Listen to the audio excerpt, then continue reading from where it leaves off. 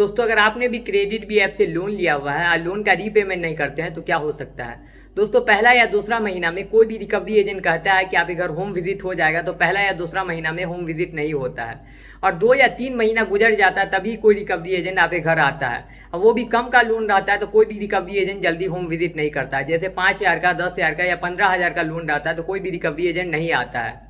लेकिन अगर मान लीजिए कोई रिकवरी एजेंट आपके घर होम विजिट कर जाता है तो सबसे पहले उससे मांगे डीआरए लाइसेंस, आईडी कार्ड और विजिटिंग लेटर। अब ये डीआरए लाइसेंस क्या होता है? इसका मतलब होता है डेप्ट रिकवरी एजेंट लाइसेंस।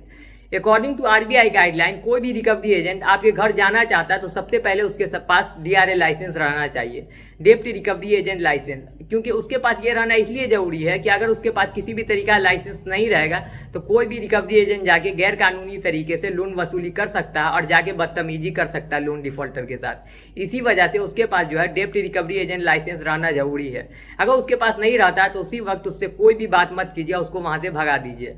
और दूसरी बात, अगर आपको कोई भी ये कंपनी वाला या रिकवरी एजेंट ये धमकी देता है पहला ही महीना में कि आपके ऊपर लीगल एक्शन हो जाएगा, तो पहला महीना में किसी भी तरीका कोई भी कंपनी लीगल एक्शन नहीं लेता है। जब 2 या 3 महीना गुजर जाता है उसके बाद ही डिमांड नोटिस, रिकॉल नोटिस या तरह तरह कंपनी जो नोटिस भेजता है वो भेजता है। पहला महीना में किसी भी तरीका लीगल एक्शन नहीं होता है। और अगर आपको कंपनी से टाइम चाहिए तो सबसे पहले कंपनी को एक नोटिस भेज दे, लोन एक्सटेंशन का या प्रायर नोटिस कंपनी को भेज दे, जिसमें आप अपने प्रॉब्लम के बारे में बता दे। उसके बाद आपको कंपनी टाइम दे देगा, जितना दिन का टाइम चाहिए उतना दिन का टाइम मिल जाएगा और आपको किसी भी तरीका प्रॉब्लम नहीं होगा।